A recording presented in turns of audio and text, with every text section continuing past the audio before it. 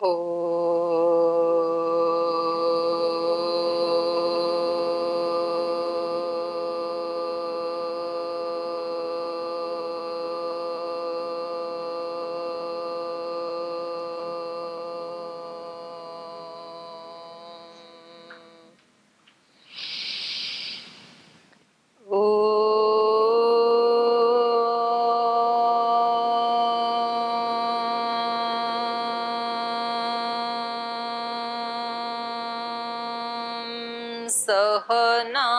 सहनावतु सहनौ भुनक्तु सह वीर्यं करवावहै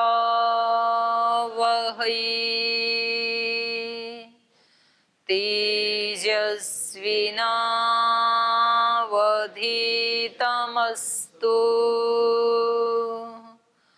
मा विद्विषावहै।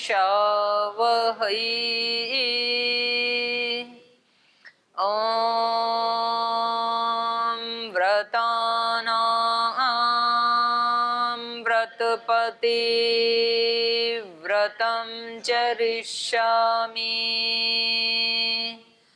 तच्छकीयं तन्मे राध्यताम् इदमहमनृतात् सत्यमुपैमि। ॐ शान्ति शान्ति शान्तिः।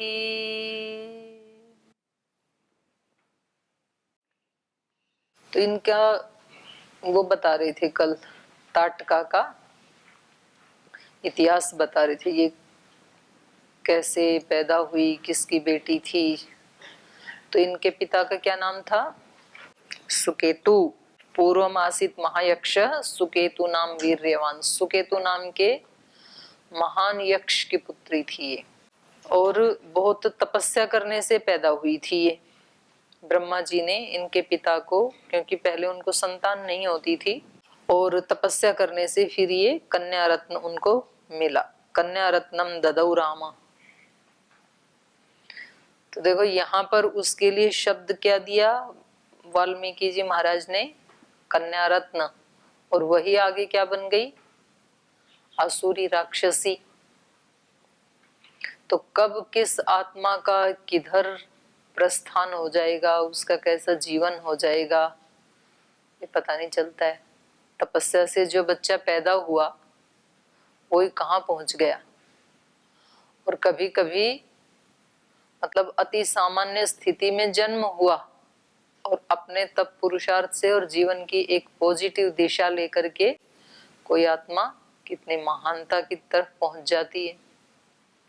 तो ये सब संभव है हमारे जो कर्म हैं उनसे।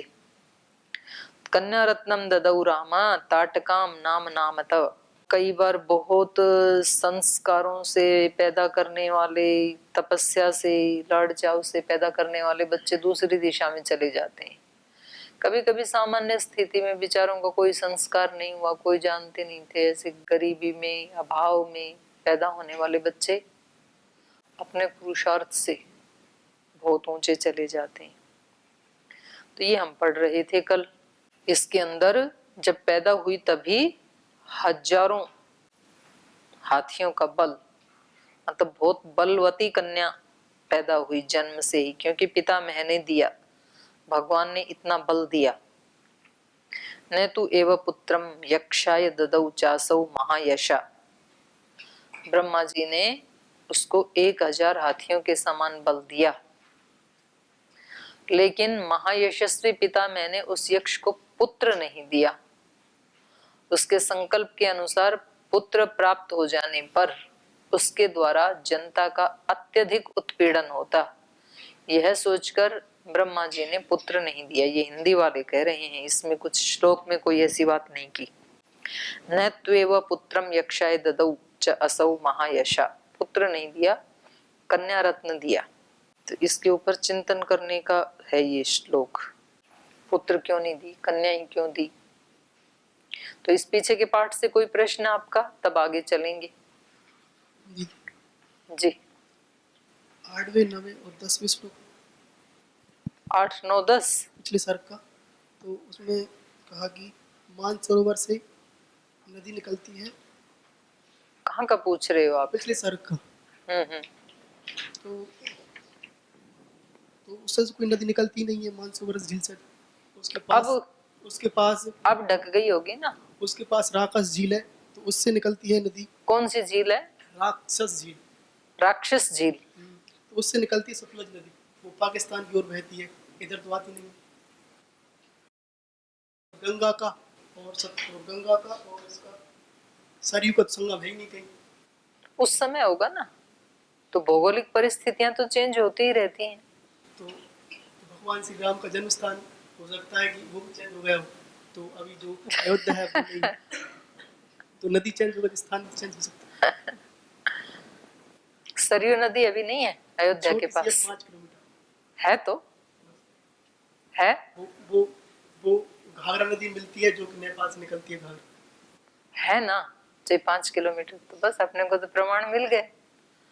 अच्छा, कहीं कहीं तो नीचे नदी मिल जाती है, ऐसा देखा आपने? कहीं ऊपर रेत है और नीचे नदी है, ऐसा देखा कभी आपने?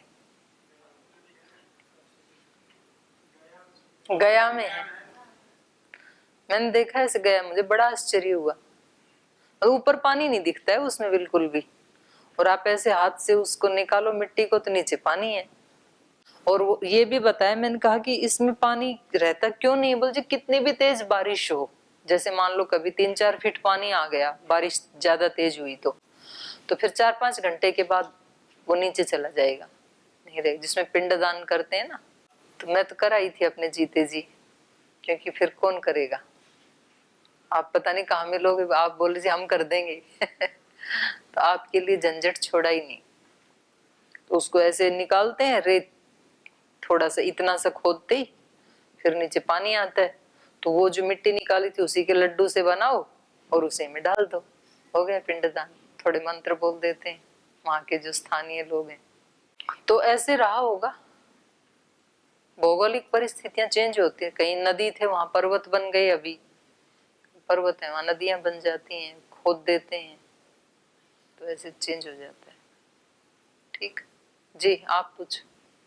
ओम दीदी जी। जी, यक्ष का अर्थ क्या होता है जी? एक जाति विशेष है, सांख्य दर्शन में आती हैं जातियां 6 प्रकार की, देवता, यक्ष, मनुष्य, राक्षस। ये गुणवत्ता के आधार पे ऐसा कुछ होता है क्या?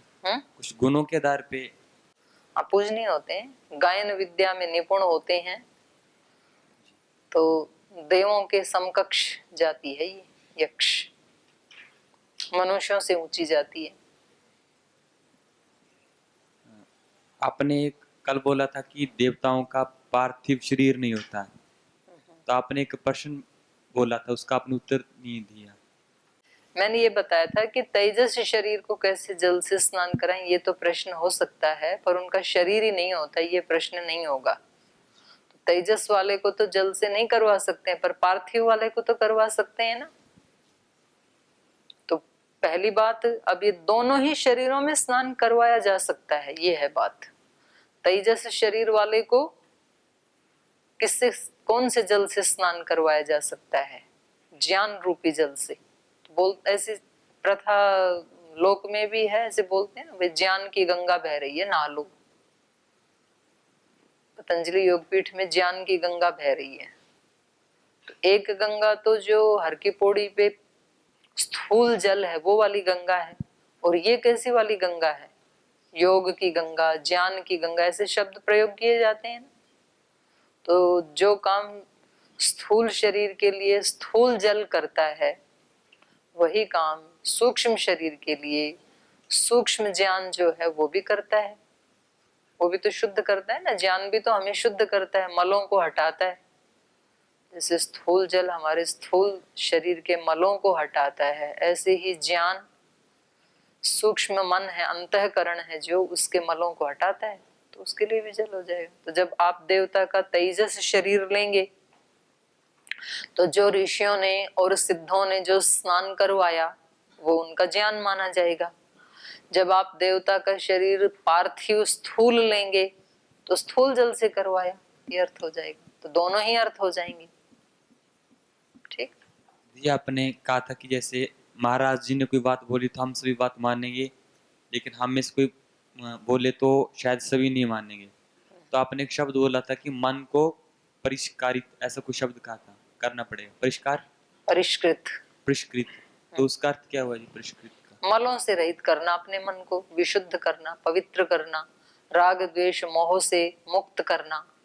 और एक भी हो सकता नहीं जी, जैसे स्वामी जी का जो और है वो बड़ा है, आम तो वो लोग ओरा कैसे बड़ा हुआ? जी, उसमें वही आ जाएगा जी, मल्लों को जब दूर करेंगे तो वही आ जाएगा। ओरा सभी के ही होता है, लेकिन हम सब का जो ओरा होता है वो बीच में कहीं कट गया, कहीं उसमें होल्स, छिद्र हो गए, तो उसमें से नेगेटिव शक्तियां आ जाती हैं अंदर, तो फिर हमें डैमेज करती हैं। तो वो जो एक हमारा रक्षा कवच है जो ओरा, तो वो कहीं से उसमें कुछ नेगेटिव शक्तियां आ गई, उनमें कुछ छिद्र हो गए, होल हो गई, टूट गया, फूट गया, तो उसको ठीक करने का भी तरीका यही है। गायत्री मंत्र आदि का जप करने से, अष्टांग योग का अहिंसा, सत्य, ब्रह्मचर्य, परिग्रह आदि जो यम नियम हैं उनका पालन करने से, प्राणायाम आदि करने से, ध्यान उपासना करने से, माने अष्टांग योग का पालन करने से, तो ठीक हो जाता है दोबारा। और जड़ चीजों का भी हो सकता है जी, क्या? जड़ पदार्थों का और हो सकता है।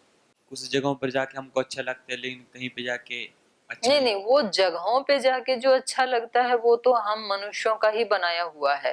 वहां पर जो भावनाएं होती हैं वो घनीभूत होती हैं। जैसे व्यक्ति अच्छा लगने के लिए कहाँ जाता है? मंदिर में जाता है, मस्जिद में, गुरुद्वारे में, किसी आश्रम में, किसी गुरुकुल में, ऐसे ही तो स्थानों पे जाता है।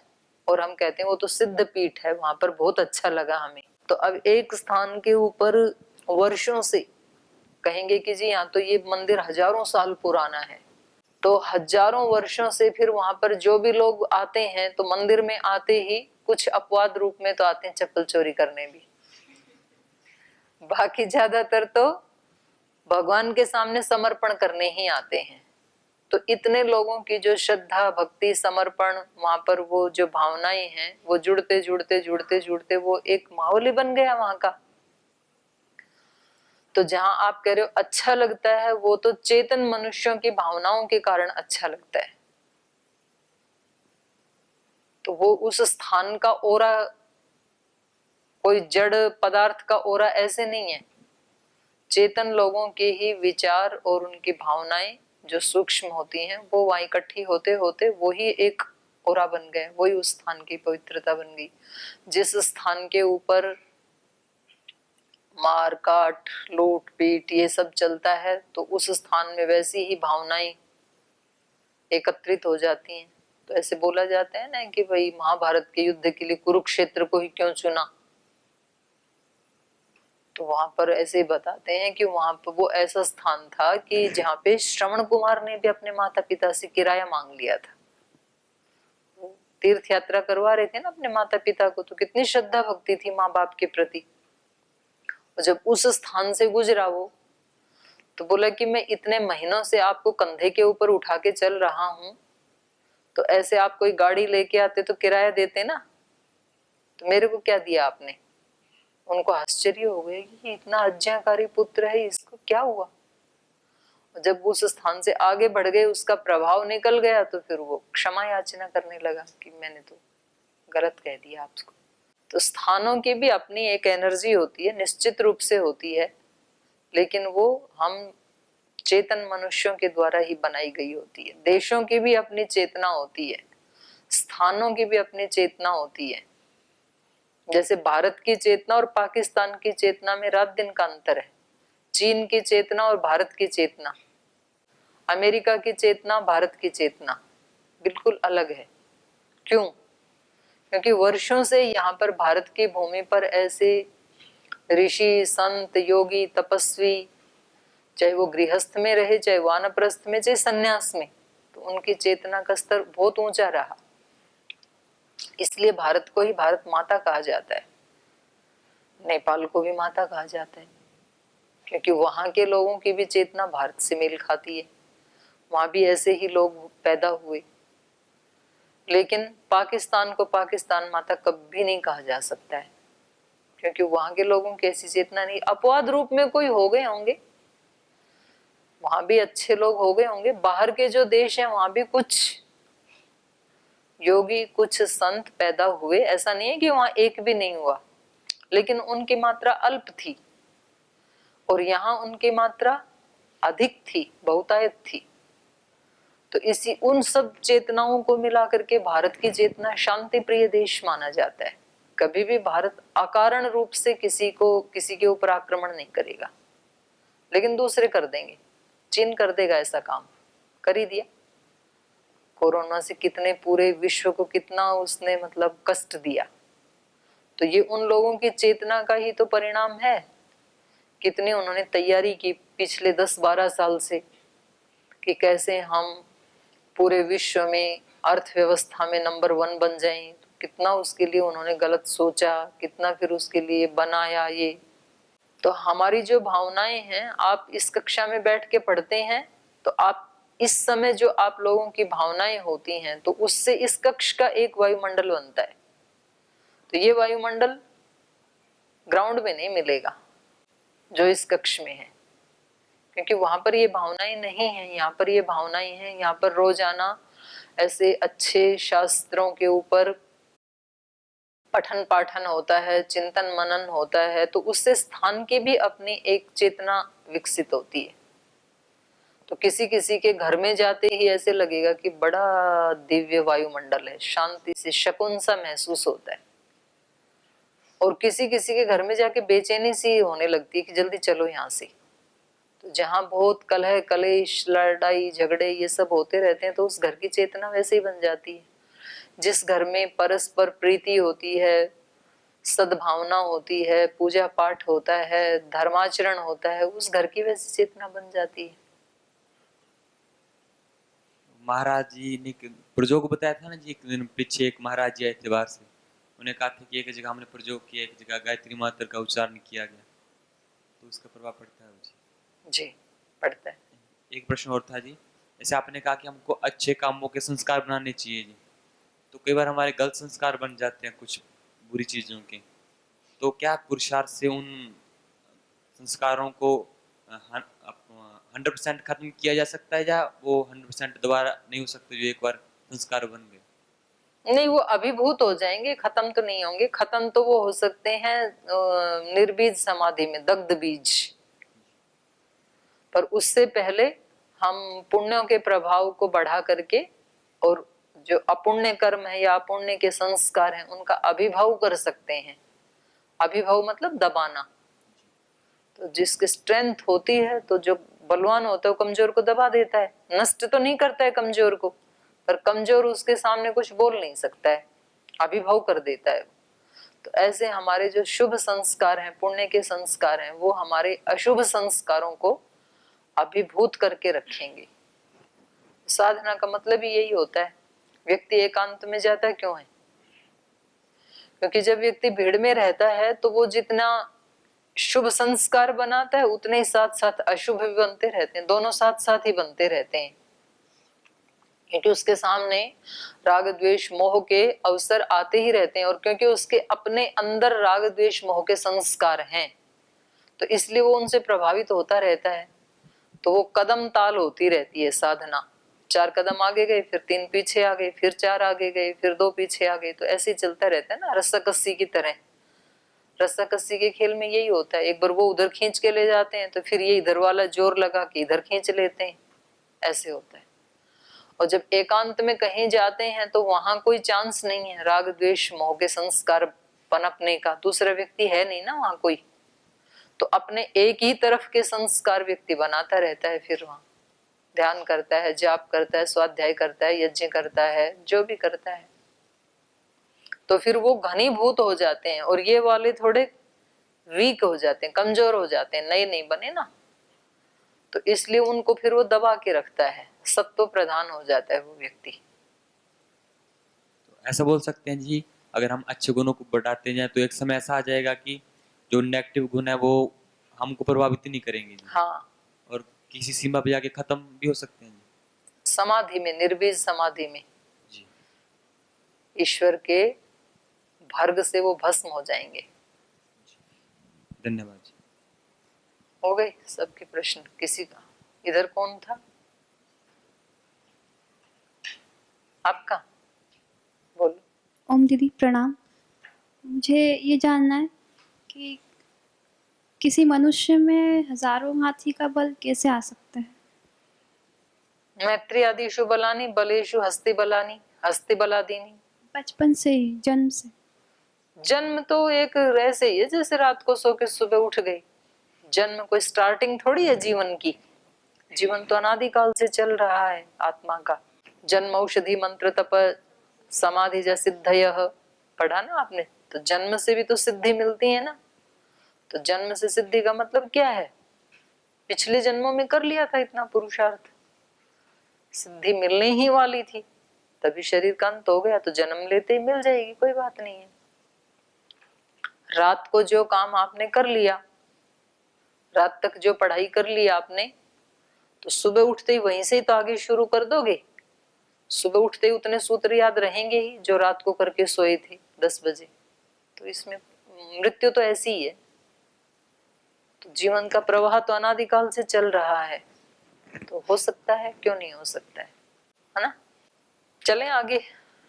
ताम तु बालां विवर्धन्तीं रूपयौवनशालिनीं जम्भपुत्राय सुन्दाय ददौ भार्यां यशस्विनीं कस्यचित्त्वथ कालस्य यक्षी पुत्रं व्यजायत मारीचं नाम दुर्धर्षं यः शापात् राक्षसोऽभवत् सुन्दे तु निहते रामा अगस्त्यं ऋषिसत्तमं ताटका सह पुत्रेण प्रदर्शयितुम् इच्छति भक्षार्थं जात संगम्भा गर्जन्ति साभ्यधावत आपतन्तीं तु तं त्वां दृष्ट्वा अगस्त्यो भगवान् ऋषिः राक्षसत्वं भजस्वेति मारीचं व्याजहार सः अगस्त्यः परमर्शस्ताटकामपि शप्तवान् पुरुषादि महायक्षी विकृता विकृतानना इदं रूपं विहायाशु दारुणं रूपमस्तु ते।